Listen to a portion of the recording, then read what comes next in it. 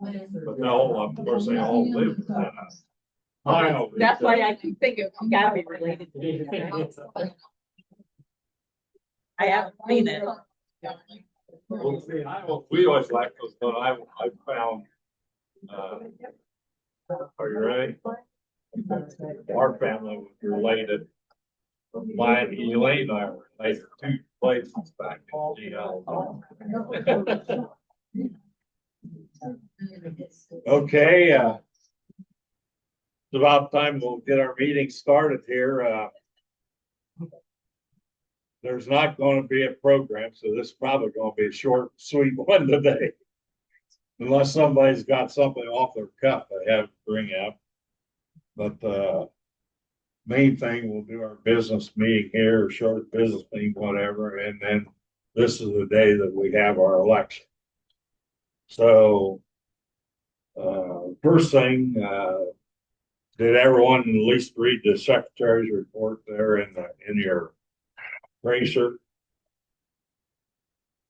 I hope everybody gets those.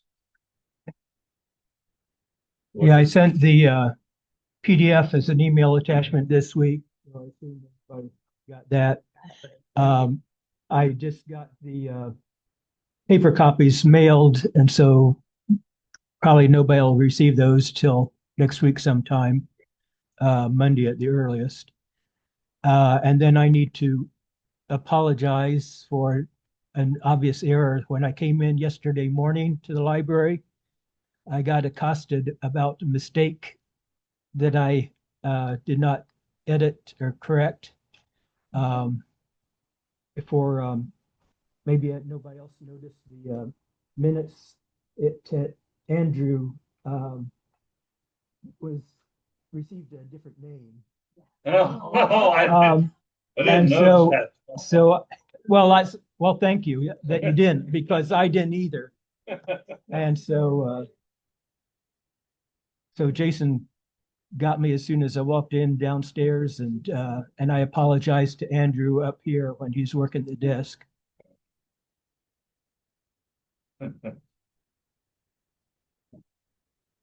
Well, you do a good job, Tom. Well, it's nice that nobody notices all the mistakes in each issue. Yes, and I've seen a few in the news banner here lately too. So, and you often wonder through the years, when those publications and everything, how much, I'm sure there's been some mistakes made that was real upsetting to somebody through the years. I hear a motion then to approve the minutes with the corrections. Okay, thank you. Second? Okay, had a second. All those in favor signify by saying aye. Who was it? Joyce, I think. And who else? Who made it? Cindy made the motion.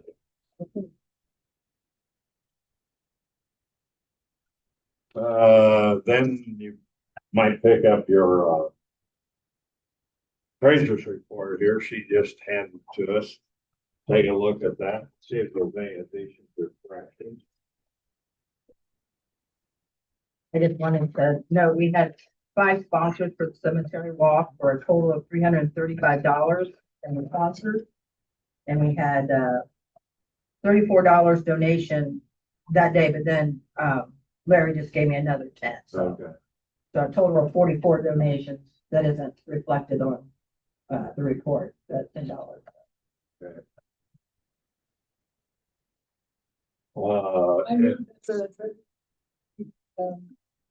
Okay, thanks. Second? Second. Okay. Did you get those, Lynn? Cindy does. I did. Jared. Yeah. Got it. Okay.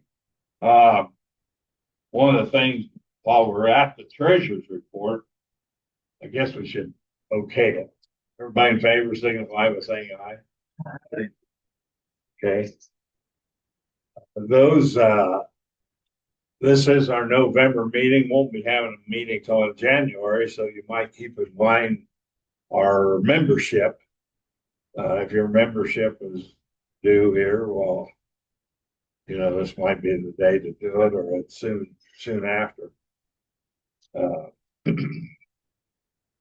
I haven't think about mine today. That's the reason why. So I give mine to the treasurer. Then the next thing on the business is a couple things. One thing, we've been kind of playing around this here Constitution thing, and really nothing has been done as of yet. So we need to. Tom's tried to get a meeting together and hadn't been too successful working out. So I'd kind of like to get that behind us this coming year some way. Because we've had this thing kind of on the table quite a period of time, over a year? 2 years. 2 years? Okay. So we really need to get that, look into that. The other thing is this is the day that we'll have our election. Susan, I assume you were the chairman. I could see that. They came up with the slate. You might give those to I don't know if everybody knows who they are or not. Okay. I'll read this off and you can hold up your hand when I read your name. And then if anybody wants to nominate somebody, but it has to be somebody you've talked to that said they take the job, right? Okay. I would suggest it be. Sure are. I don't know if that's mandatory or not, Susan, but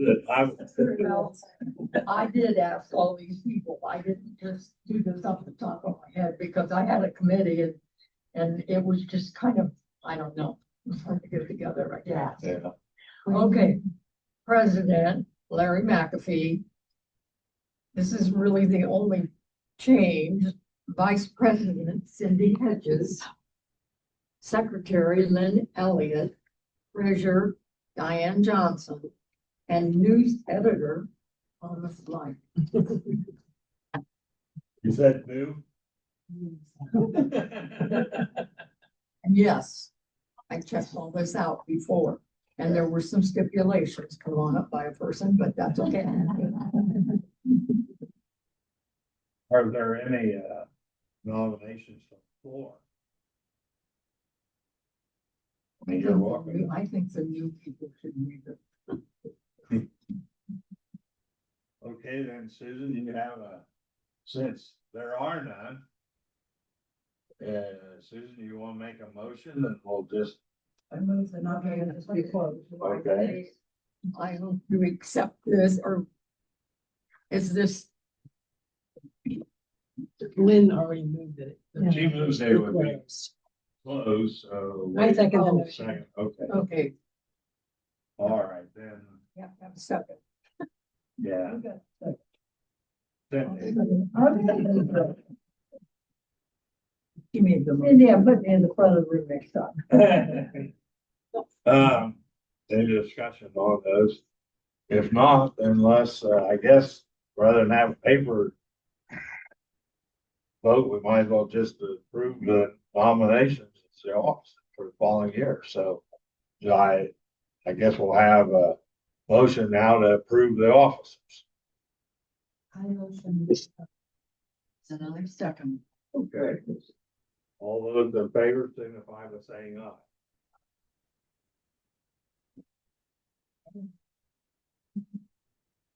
Are there any other? Yes, we got our new slate of officers. And one thing I was going to ask Tom here today, I thought about when I was reading this, and if you haven't got it yet, I mean, I found it very interesting because he's got several pages of the old businesses here in town and who had them. The one thing I was gonna ask you about, Tom, you always put in usually, some places to research genealogy, some places on your computer that you can get to. Are those always free or some of them are there? I'm so cheap, everything is free, that I make a note. And otherwise, things when I say like Ancestry and some of these other places that are subscription based, I should note that. Well, I just kind of wondered, I assume maybe they were, but I hadn't whether they all were not, because I know it's getting so. I noticed in the military is one that I've noticed it's been hard to find free places. Yeah, currently, I think it's still going on, or maybe it's this week, Ancestry did have, because of Veterans Day, their military records open, without needing a subscription to that. Okay. And then they do that every year. My problem is that having, an issue every or just 6 times a year, there's a lot of things that pop up that I can't publicize, I don't know ahead of time. Now that's a subscription one, Ancestry. Now, does the library here still have that? Do you know? Yeah. Do they? Okay. So you can go on any of the library computers. That was in the wrong part, but There's also an ancestry. Okay. There's libraries. Okay, Yeah, and that essentially then that's free to you if you come here, good. Yeah. It's a library subscription, for Ancestry, like, so My Heritage, there's a couple others, which doesn't give complete access to all the records from the individual's membership. Right. But it's pretty close. I mean, I've done a lot of research on them for just stuff I'm looking on for the library. There's, you can get one of those. Okay, And then the Allen County Public Library has a wealth of subscriptions, Right. that you can access there. right. Yes, To be Kennedy, even after Ancestry acquired them, I don't know if they still have them or not, but anyhow, you could access that from home if you had a library card. Can you still do that? Yeah, you have to come in and You have to come in here. It's one of those things on the library website you cannot access remotely. Okay. any other questions about this or anything else? While we're here, I mean, I hate to see everybody Oh. going out. I might make a note. I've printed some extra ones, because talking about the internet links in the newsletter, that's kind of been a hidden agenda of mine to encourage people to accept just the PDF. Mhm. Because you can just, if you're online with the newsletter open, you can just click on that site, it'll take you to that, and then use the back arrow to go back to the newsletter. Whereas I don't use my URL shorteners in there, so if you wanted to type that into the URL, it'd be rather tedious. Okay. So anyway, if anybody wants a paper copy, or if you have still have a subscription for the paper copy and gets torn up in the from the post office machines, I'll have other copies I can give to you. This is the one I took on from home. I mean, it's the same, it's just good. Handier, actually. Yeah, do you remember, Lynn? It Did was, she give you the list of people? No, I don't think I have that list. People sent it to me. Just an estimate. once you- But they were doing that person. I think there were like, was it 50. 47? Oh, that's pretty good. Yeah. Oh, Yeah. Really good attendance. Good. I think I counted 20 and I did sign the paper. Well, we had two papers, I think, that day. Yeah, there were. They were. No, it seemed like, actually, the weather has really been with us ever since we moved it there. So we had, seemed very, it was, I think one of the things was there's probably not as many people that have relatives in that cemetery as would some of the others in the county. Simply because they more or less, I don't know, I forget, when was the last burial there? It was, do you Oh, remember, Tom? I was talking about the veterans program. Didn't think about cemetery walk. Yeah, it was early 1900s, 1922 or something like that. So most of them's all been buried here, but at least in the Bluffton community and the two cemeteries here. So, and as we have found in the other cemeteries that, you found some people that's been here, was here early on. So, but I thought it was very well. Yeah, man. Yeah. And so we had cemetery walks. For 11 years, we've only had 10 walks. We missed the COVID era.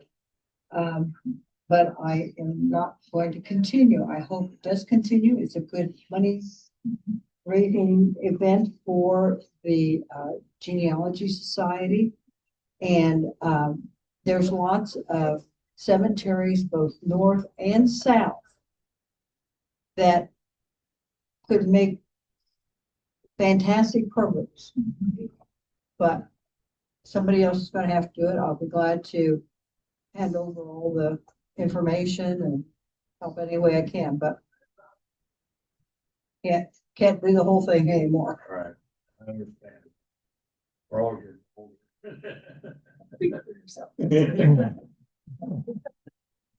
You just, if you want to be old, you can be. Yeah. And I thought,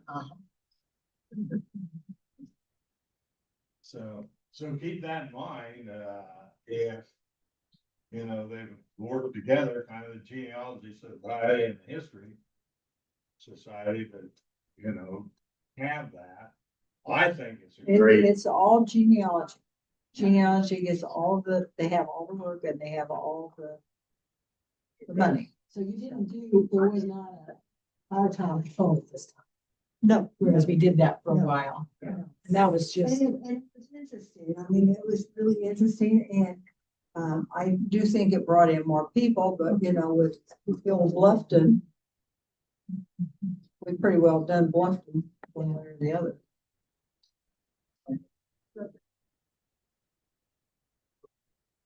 and which we didn't really, this time was not worked in the one we had there at, Murray, we kind of worked in Murray along with it and all that, so. But this time it was mainly the cemetery. If anybody's interested, I would like to say, be willing to help. I'd really like to see Batson done. Now, where's that? South? Jackson Township. That's the one where they come down from Fort Wayne to Very haunted one. celebrate Halloween and 7. Yeah. the 13 grade. Oh, the the 13 13th grade. yeah. Actually, 13 Graves is not there. That's right. It's, So correct. it's an old phobia thing or Halloween thing. But the 13 Graves is actually more east at an old farm back in That's by the river. by the river. And there's, as you go into Batson.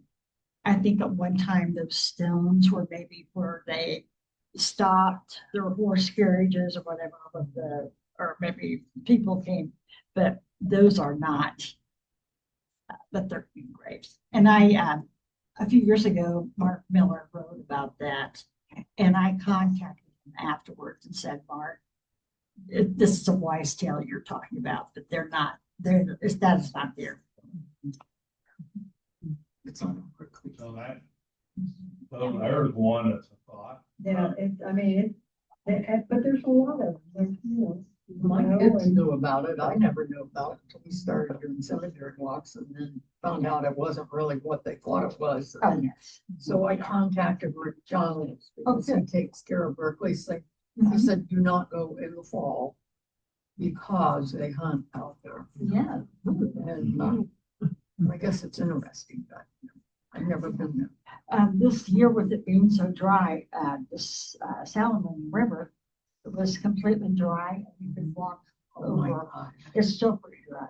Oh, I bet. But in the back of Batson, towards the south, there's a little patch that people would go down and fish, local people. And but the Salamonia is completely dry, and you can walk across it.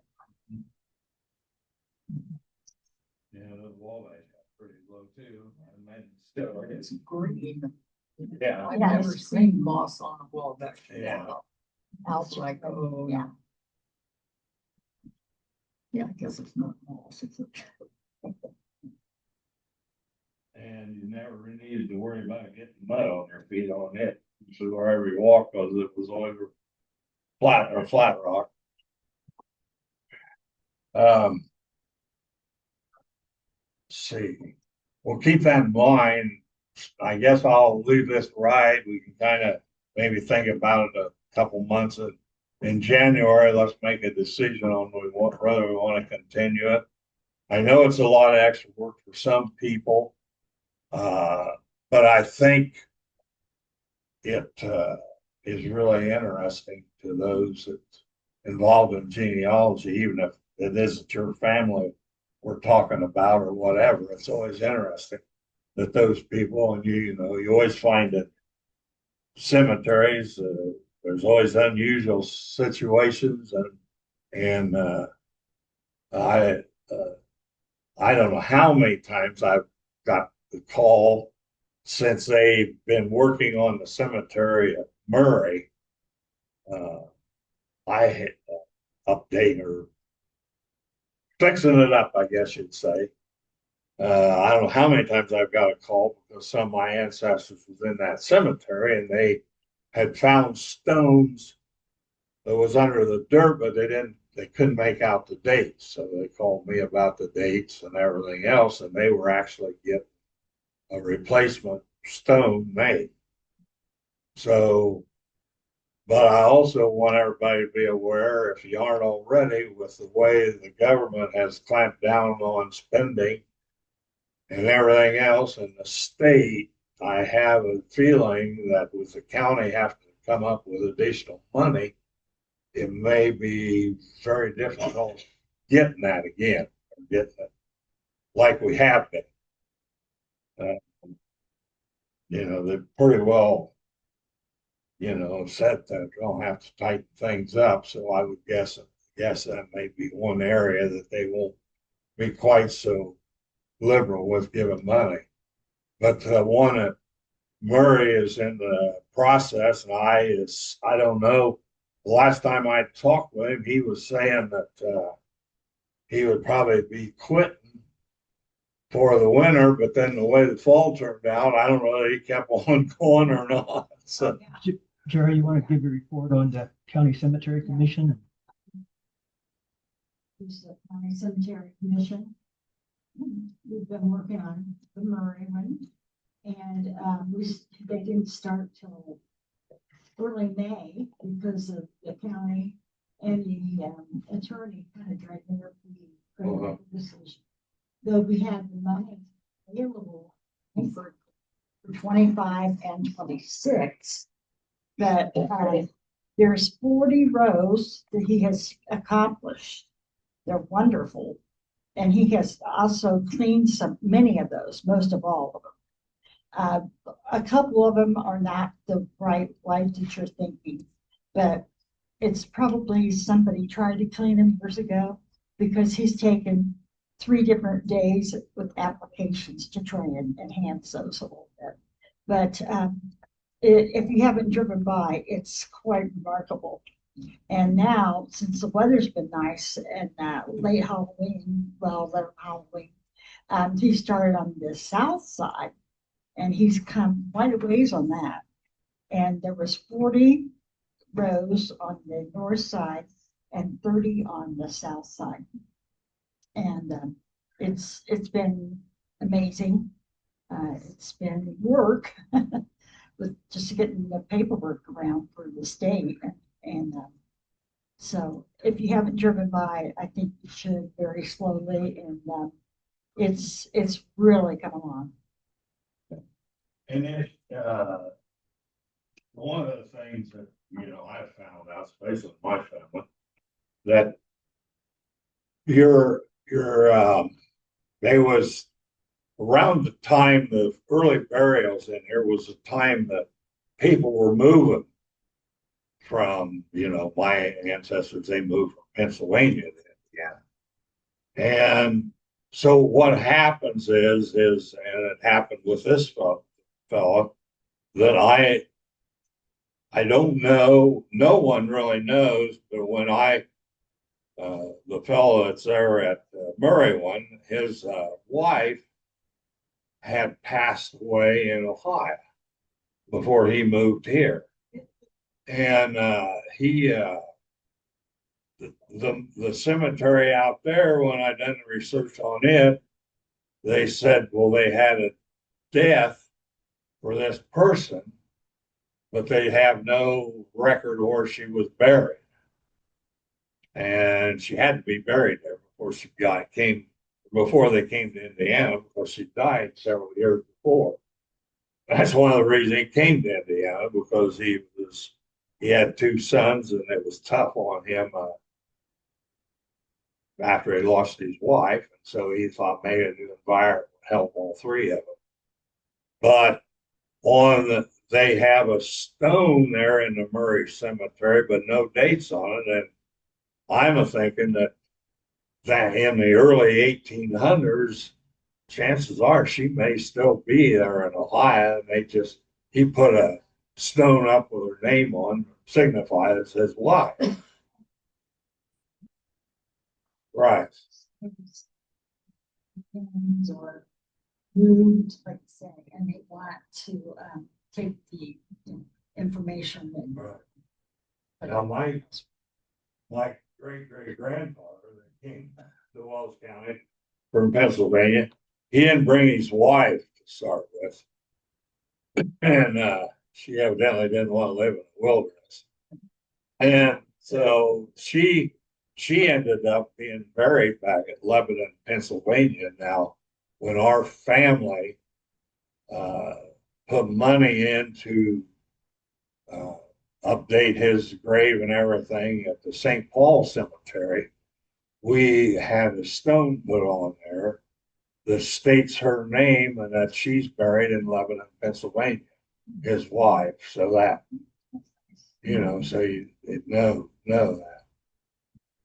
But that's kind of, that's a situation, because I'm not always convinced sometimes, if somebody lost a person and they want to move their grave, I question in the early 1800s, they would bring it halfway across the United States. Yeah, you're right. Jean has taken pictures before and after of the stones.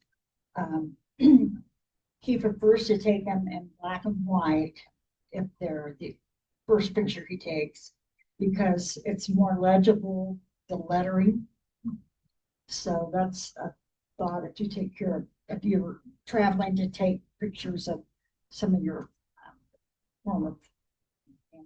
Yeah, I'm glad he does that, because I'm sure he'll make us a bullet that we can either put in the library or HECKBER.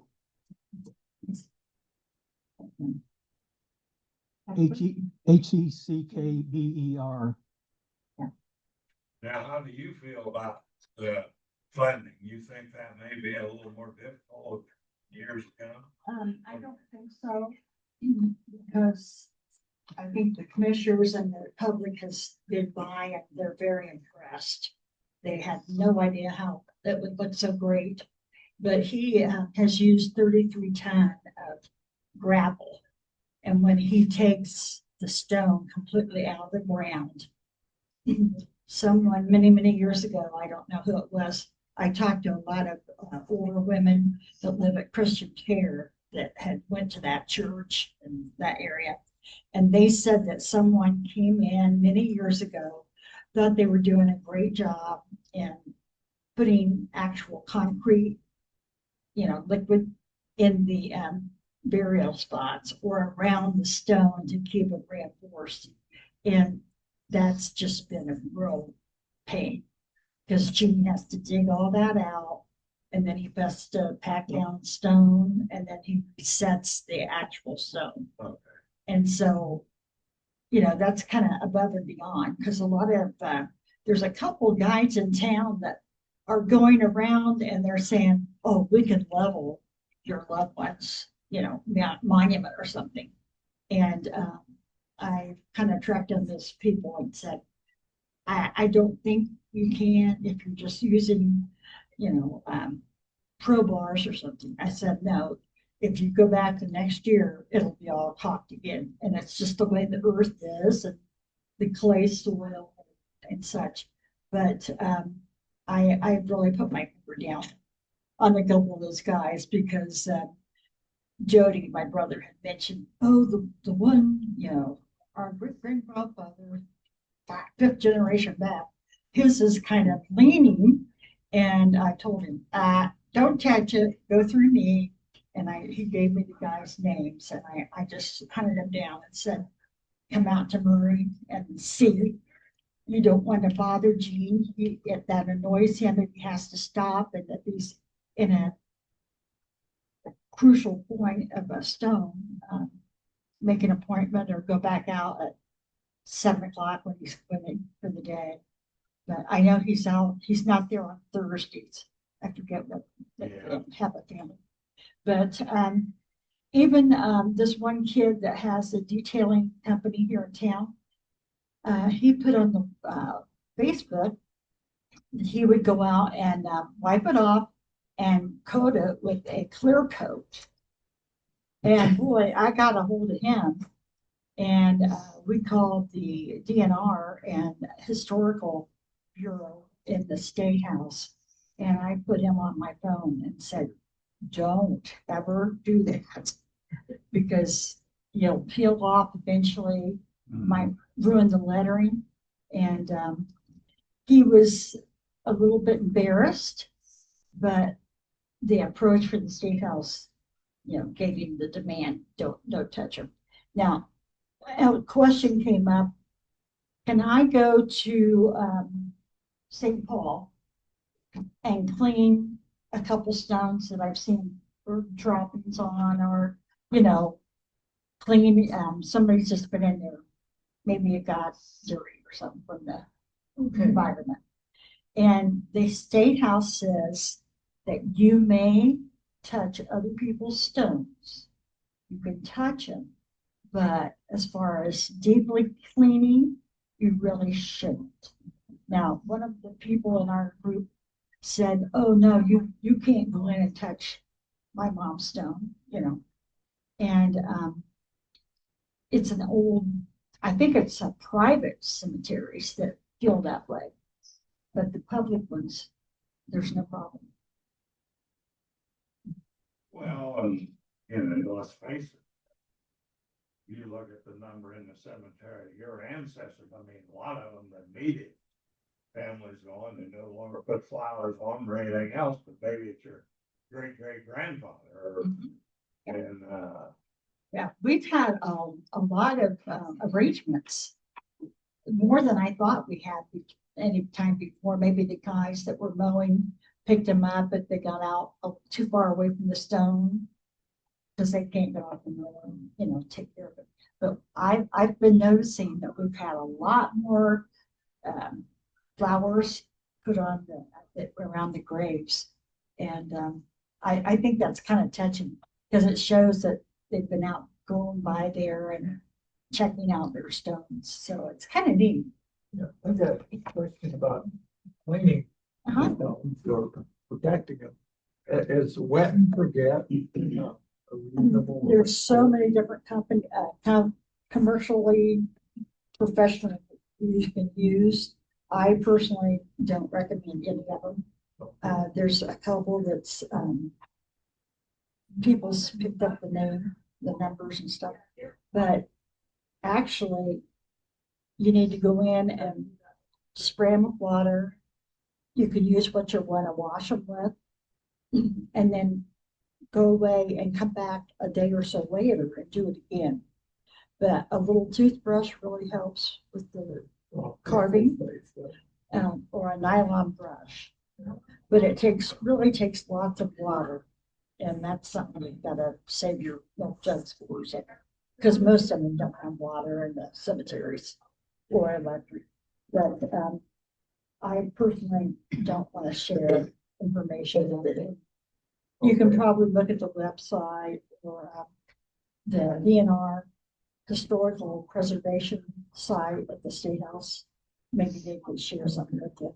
But Gene has his own personal technique. Yeah, but I know it's lots of water because he's got a tank that goes out. Yeah. Thank you. Mhm. I read where the wet and forget was Yeah. safe. And I think that's something that's probably okay pricing wise and availability. But I really think in the future they'll probably make you have a little chemical certificate or something before you can go out and take care of that. Because there's marble, there's granite, there's all kinds of materials, and all of those are not the same as far as forests. And so I really think that will happen in the future. Okay. Because you have someone at Prairie View, right? The Fairview? Uh-huh. Oh, yeah. Yeah, because I've seen the name a lot, because I'm there, because we live close. Yeah. Any other discussion?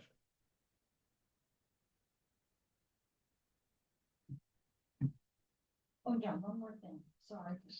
But I had noticed there was a nice monument or even a small stone in between some rows out there.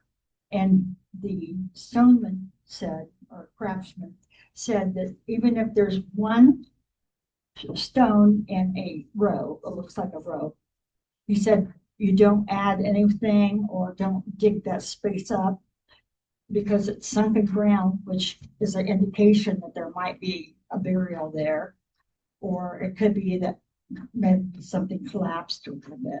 So if you see those, it's actually a row. So I just wanted to tell you that because some people said, well, Well, that's I kind got of, 38. that's kind of typical because, when I was around in my grandma's family was all buried in Horb. And when we moved Horb, I was amazed because we went down there every day. I happened to go down there, Les Fishball, who was president of the cemetery board at that time. And we had to go down there every day to check on them, and they routinely found graves on top of graves. Yeah.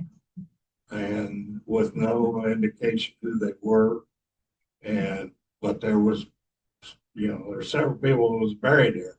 Now, what they tried to do was if they found that, they put them in another area, which was just unnamed or whatever, because you really couldn't, we're assuming that the paperwork early on in the cemetery, somebody didn't do a real good job of keeping track of all that. So you know, they probably started out with wood monuments. And when those disintegrated away, well, you know, the next generation probably didn't realize there's a grave there, buried another person there. So now, if you're down in the southern part of the country, that's routinely done because they have a. I always laughed when we was down in New Orleans. We went out to the cemetery, and that had all these. Everyone has above ground mausoleum, and you just you'd shove your ancestor in there after they passed away, and they would cremate them and right there, and then when they got too high, they couldn't lay anymore on. Somebody went in there and shoveled the bones and stuff towards the back, and they laid more in the front. So it was kind of amazing what they do, but that's how they do it down there. One other thing is because I checked with my insurance company, but, at Stall, we have probably 10 or 12 graves together of family. And, there's this huge big tree above that area. And, a couple of the big, huge branches have fallen down and maybe chipped the things. So I checked with my insurance company and I added those stones onto my personal property. Because that way, if they get damaged, I can use my insurance company to take care of it. And I think that's something that people forget to do. Yeah, I would guess so. I don't know what they're going to do with the Murray one because he told me when he got my ancestor's stone dug out of the tree. Chances are the tree won't survive. He said because he said he had to cut it up pretty good to get the stone out. So When you drive around, we personally just have all of our trees on our property professionally cut down and trimmed and things. And I've been working for about a week out there picking up, the limbs that he couldn't handle and been raking up the yard with all the twigs. I keep thinking we should be able to do something with these little twigs. I haven't found the project. On a bonfire. yeah, right. We're down there. Yeah. With the wind. But I've seen some twigs made out of stars for the Christmas trees. And so I'm gonna try and get some that's like for points and hot glue or wine or something. But I thought that simple.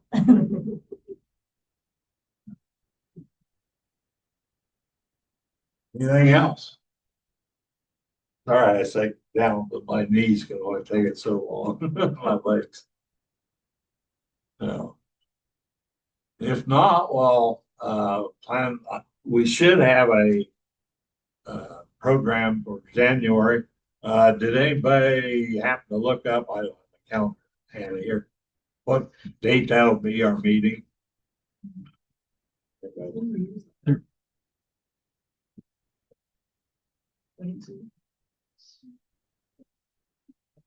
January 17th. January 17th. Okay.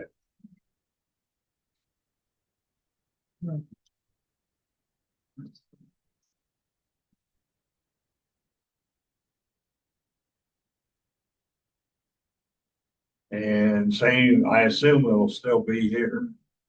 You want to keep it here, don't you, Tom? So we can Unless do it. there's, I mean, it's my opinion is Tom's done the work and he's done a great job. And I don't care if there's one or two. It gives that opportunity to those that are can't come or live or now far away, because we do have not live close. So I think it's a great idea to do this. And it puts an extra burden on Tom, but if it works out and helps somebody else, and I know those people live away from here would be more apt to renew their membership if they feel connections. Yeah, Lynn. I would like to, we now have the Craigville books, for sale. They are $35 a piece. If you have anybody that lives away from here that you think would be interested in them, there's $8 shipping. I hope to get out some kind of a form, but we were so blessed while Alan Doherty was writing this book that, his grandniece, I don't know, was here in Ohio, close, and brought with her a box full of pictures that her ancestor, grandfather, whatever it was, had the first grocery store in Craigville. And she had some, what we call never before seen pictures, that he had saved.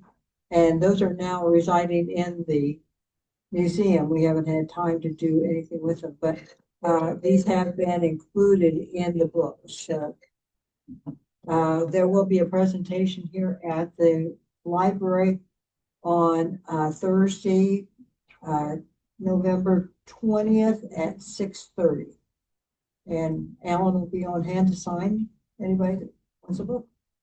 Also, on that vein, he brought the pictures to the museum and suggested that we put them on display in the Christmas theme. So I'll be putting putting a display together of the pictures in the parlor. So that'll be available to see. And he'll be there to sell the book on, at Parlor City Christmas on the 13th. This Saturday, 13th. I have a trifold display. It's a black one. It comes in a case. If you need to borrow that, Oh, as to, put the pictures on something real cool or something. If you want it, I can bring it to you. okay. It's tabletop Okay. size. Because we have a In fact, table set up for that. I think I even have a skirting for the table. Yeah, I have a tablecloth on that table. right? Okay. Okay. Yeah. Good. And in fact, they had them for sale there. We had them, our historical program here a few nights ago. And that, even if you're not really associated with Craigville, it's very interesting. He done a great job on it, and it's about that thick. Looks real nice. And we will also be having Christmas in the Mansion, starting the weekend following Thanksgiving. So it starts then and it finishes rather early this year. There'll only be 3 weekends. Second weekend is Parlor City, that's on the 13th. On the 14th, might be kind of interesting, we're going to start celebrating 1776. So we will have a couple people in costume, and we will be discussing the Tea Party, which was held in Boston on December 16, 1773. And something kind of interesting, the tea was thrown over the ladies' tea. They didn't throw the whiskey overboard. Just men weren't suffering at all. So then we'll discuss that, and Santa will be there on the 14th. So Parlor City Christmas, Christmas in the Mansion, you said the weekend after Thanksgiving and through the. Right, she is. So there's 4 weekends, I think. But is it in the museum when it's not Parlor City Christmas, it's from 1:30 to 5, is that right? The hours at the museum is open? Yeah. Yeah. 1:30 to 5. Well, it's except on Parlor City. City, it's 10 o'clock till 5 o'clock. And we have the most trees we've ever had. We've had people coming to us asking to put up a tree.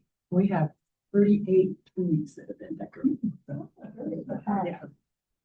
So the whole museum's gonna be, not the third floor, but first, second, and the basement will have trees. We may have to start moving them to annexes. We'll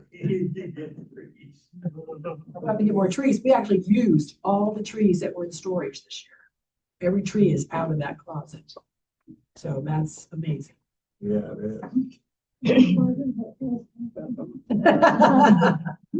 And amazing, to see the amount of work that goes in, too. Let me tell you, I'm pretty tired. It's been a week and a half that I've been working on this. So.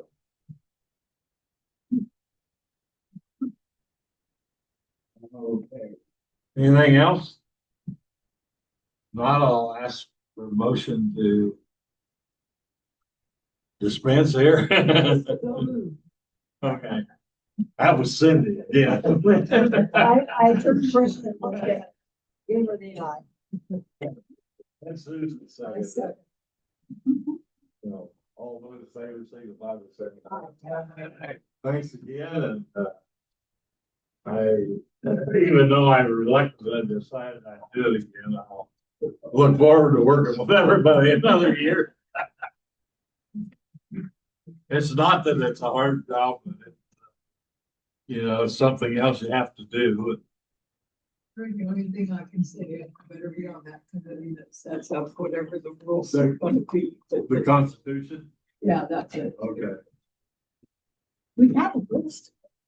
Yeah, we Well, need to, Yeah. and I think, we kind of had to Britain up, I don't know how, like, I think you said it's over 2 years ago. Yeah, well, yeah, that was kind of the problem, and I think Tom, he uncovered a bunch of problems there, or looked into or saw if there might be some problems. Revitalize committee.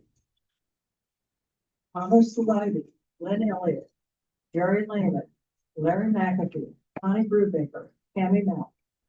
I was thinking Roger. Now, this is what I wrote the day that we did this. And it's in the Constitution and bylaws. I've got revisions, I've got suggestions, I've got.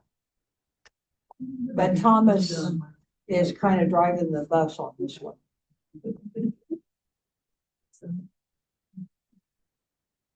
All right. See you next year. About.